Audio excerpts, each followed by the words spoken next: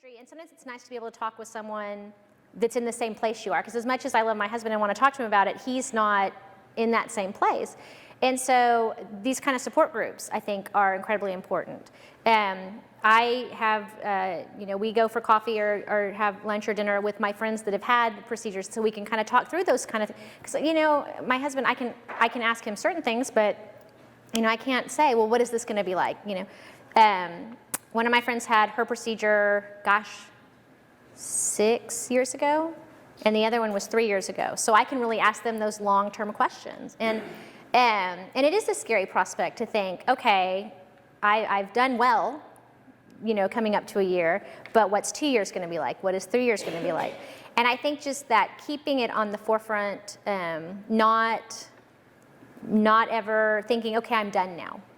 It's a continuous improvement. I'm never going to be there. It's going to have, and that's kind of a hard thing to realize, right? To look in the mirror and be like, you know what? I'm a work in progress.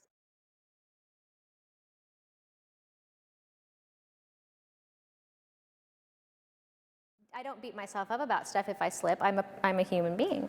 But I also don't let it be an excuse to, well, yeah, I had it, I had some cookies. I had a bite of a cookie. I might as well eat the whole thing.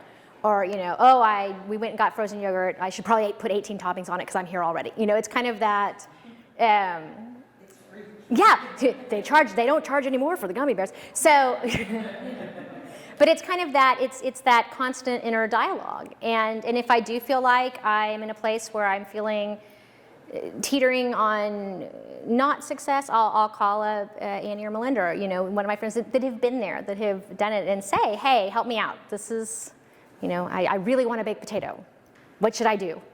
Kind of finding those people, because as I said, I had hit the realization, I can't do this on my own. There was no way I was going to do this on my own. And so relying on that support, I think, going forward is critically important.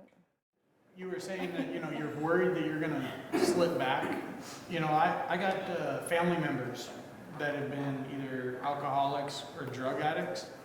I kind of come to the realization being an overweight person is a lot like being an addict. Because an addict, you're not going to help yourself until you hit that bottom and say, I can't go no lower. And that happened for me. I was sitting in front of the TV when I seen the commercial for BMI. I hit that bottom and I said, if I don't do something, I'm going to die.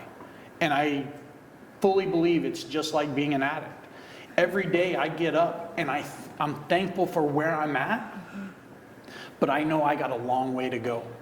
And it's a tool. And just like, an addict only has his tools to stay sober or stay clean, I use those tools just like I'm using now, and I use them every day. Yeah, I'm gonna slip up and I'm gonna fall backwards. But if I use my tools, I can get myself back on track and move forward. Because every day, if I just move forward, even if it's an inch, I'm still moving forward. And I can't dwell on the past. I can't dwell on yesterday when I slipped up. Because if I dwell on that, I'm just gonna keep falling backwards. And the only path to go and get to my goal that I want to get to is forward. And I got to live that path the rest of my life, because it is a life-altering surgery. Yeah. It's a life-changing surgery, and you got to be willing to change it for your life.